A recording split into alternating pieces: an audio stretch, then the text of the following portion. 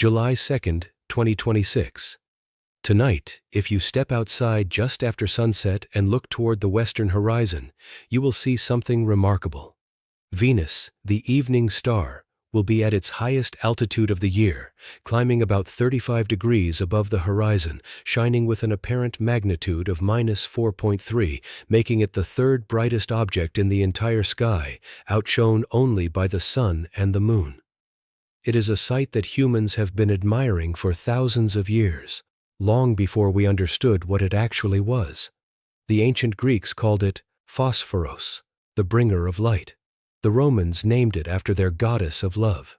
And for centuries we wondered, what is this strange, brilliant wanderer that appears now in the evening, now in the morning?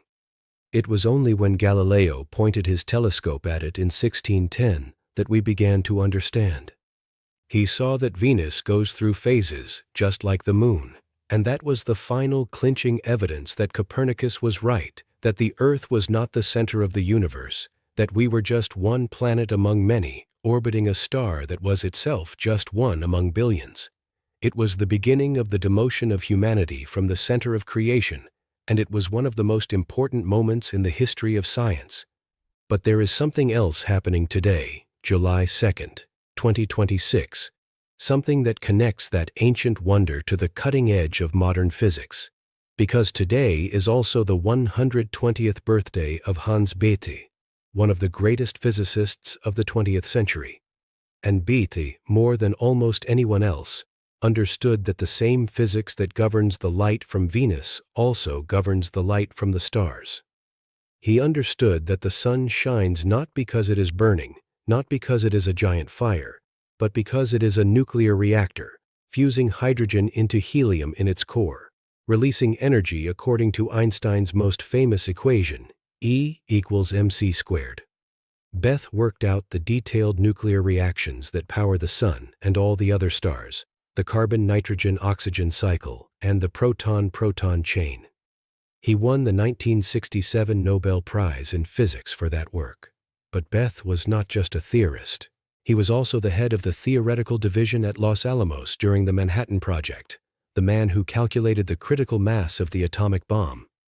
He later became a passionate advocate for nuclear disarmament, helping to persuade President Kennedy to sign the Partial Nuclear Test Ban Treaty.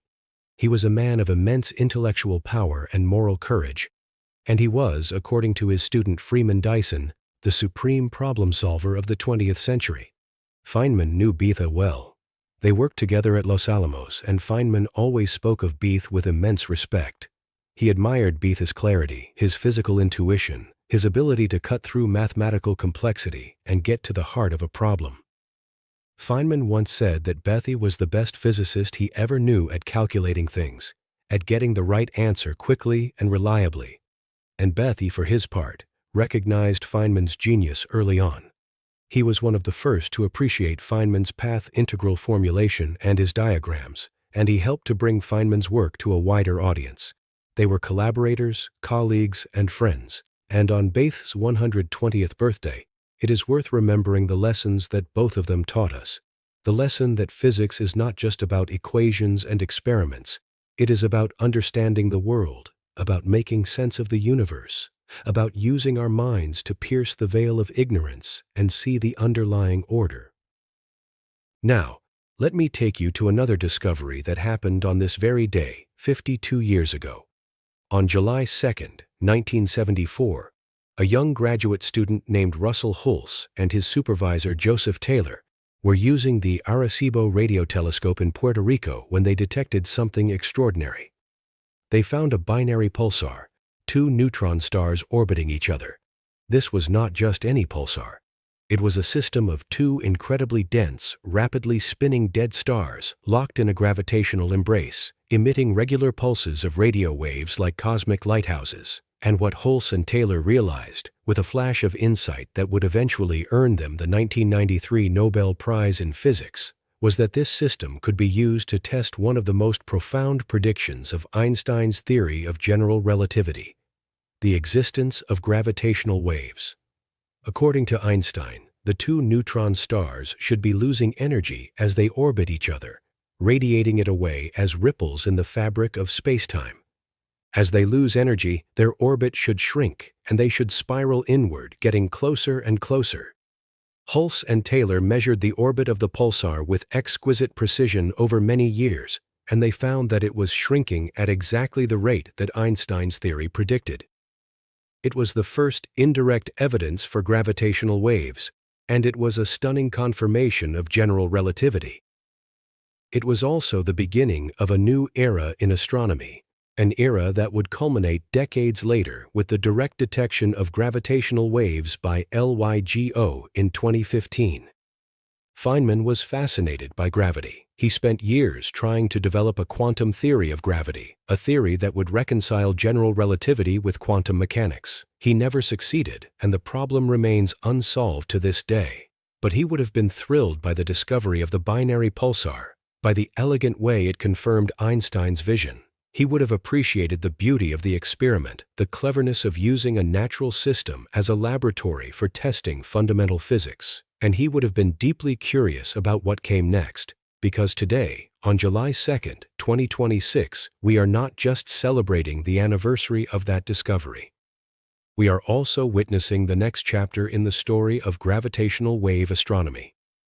Just 2 days ago, the Large Hadron Collider at CERN was switched off after more than a decade of operation, entering a 4-year shutdown period for a major upgrade that will transform it into the high-luminosity LHC, capable of producing up to 100 times more data. But while the LHC sleeps, other instruments are waking up. The gravitational wave detectors are more sensitive than ever, and they are constantly listening to the whispers of the cosmos. And today, the Chinese Sky Eye and the Thousand Eye Celestial Sphere have jointly captured a cosmic lighthouse, a long-period radio transient source in a supernova remnant that pulses every 44.27 minutes. This is the first time such a source has been found in a supernova remnant, and it provides crucial evidence for understanding the origin of ultra-slow radio pulses. The discovery is a testament to the power of collaboration and the ingenuity of modern instrumentation. The Thousand Eye Celestial Sphere, officially known as the Daocheng Radio Telescope, or DART, is a ring array of radio telescopes in Sichuan, China, and it is the largest synthetic aperture radio telescope in the world. It was originally designed to observe the sun, to track solar radio bursts, and provide space weather warnings. But today we have learned that it can do much more. In collaboration with the 500-meter Aperture Spherical Telescope, or FAST, the Sky Eye in Guizhou, the DART has demonstrated its ability to distinguish faint intermittent radio sources from the complex background signals of the Milky Way. The discovery marks the formal expansion of the DART from a solar observatory into a core radio observation platform capable of covering multiple astronomical research directions. It is a beautiful example of how scientific instruments can evolve, how they can find new purposes and reveal new secrets. And it is a reminder that the universe is full of surprises, that there are still mysteries waiting to be solved, still phenomena waiting to be explained.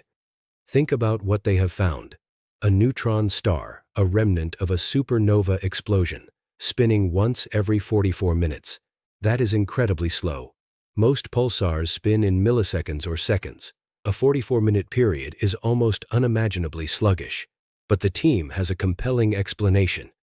They believe that this neutron star was born spinning very fast, as all neutron stars are, but that it was rapidly decelerated by fallback material that fell back onto the neutron star after the supernova explosion. This material acted like a brake, slowing the neutron star down over time until it reached its current leisurely pace. The discovery also revealed that the source exhibits 100% linear polarization, a direct signature of a highly ordered strong magnetic field, which is the hallmark of a pulsar neutron star. So we have a slow, young neutron star, still embedded in the remnant of the supernova that created it, pulsing radio waves at us every 44 minutes. It is a fossil, a time capsule from the moment of a star's death. And it is telling us a story about how neutron stars evolve, how they slow down, how their magnetic fields shape their behavior. And then there is the other discovery announced today, one that takes us from the cosmic to the quantum. NASA's Cold Atom Laboratory aboard the International Space Station has completed its fourth upgrade. This device, about the size of a small refrigerator, operates at temperatures near absolute zero, creating Bose-Einstein condensates, a fifth state of matter beyond solid, liquid, gas, and plasma. Bose-Einstein condensates are a prediction of quantum mechanics made by Albert Einstein in 1924, based on the work of the Indian physicist Satyendra Nath Bose. They were first created in a laboratory in 1995, and the researchers who achieved that feat won the 2001 Nobel Prize in Physics. But creating them in space is different. In the microgravity environment of the International Space Station, the condensates can be observed for much longer periods, and their wave functions, the quantum mechanical descriptions of their behavior, are magnified. This allows scientists to probe the nature of quantum matter in ways that are impossible on Earth. As one NASA scientist put it, "The last quantum revolution gave us lasers, smartphones, and MRI machines. We are now in Quantum 2.0, directly manipulating large quantum states, hoping to achieve equally significant progress for quantum technology." The connection between these discoveries, between a slow pulsar in a distant supernova remnant and a quantum gas in a laboratory on the International Space Station, is not obvious. But it is there. Both are about understanding the fundamental nature of reality. Both are about pushing the boundaries of what we can observe and what we can measure. Both are about the relentless human quest to know. And both, in their own way, honor the legacy of Hans Bethe, the man who showed us that the same physics governs the stars and the atoms, that the universe is a unified whole, a single, coherent system that we can understand through the power of reason and the discipline of experiment. Feynman would have loved this. He would have loved the sheer variety of it, the strangeness of a planet whose hotspot is in the wrong place, the beauty of a binary pulsar confirming Einstein's predictions, the audacity of creating a fifth state of matter in a laboratory in space. He would have seen all of these things as part of the same grand enterprise, the enterprise of understanding the universe. And he would have reminded us, as he always did, that the most important thing is not the answer, but the question. Not the discovery, but the curiosity that drives it. There is a story about Feynman that I have always loved. He was once asked by a student what he thought was the most important thing he had learned about the universe. Feynman thought for a moment, and then he said, "The world is so wonderful that I am lucky to be alive in it." That is the spirit that animates all of these discoveries, the spirit of wonder, of joy, of gratitude for the sheer fact of existence. It is the spirit that drove Hans Bethe to unlock the secrets of the stars, that drove Hulse and Taylor to listen to the whispers of colliding neutron stars, that drives the scientists at NASA to create quantum gases in space. It is the spirit that we can all share. Every time we look up at the night sky and see Venus shining in the west, a reminder that we are part of something vast and beautiful and infinitely surprising. So tonight, go outside. Look at Venus.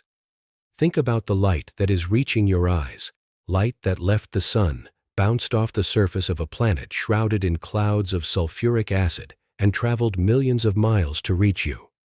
Think about the fact that this light is made of photons, that these photons are governed by the laws of quantum electrodynamics, the very laws that Feynman helped to discover.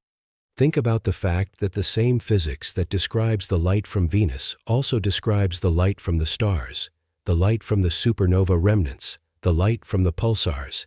Think about the fact that we, tiny creatures on a small planet in an ordinary galaxy, can understand all of this, can reach out across the vast distances of space and time and grasp the underlying order. It is a miracle, it is a gift, and it is the greatest adventure that humans have ever undertaken. Stay curious, my friends. The universe is speaking. And tonight, it is speaking through a brilliant point of light in the western sky.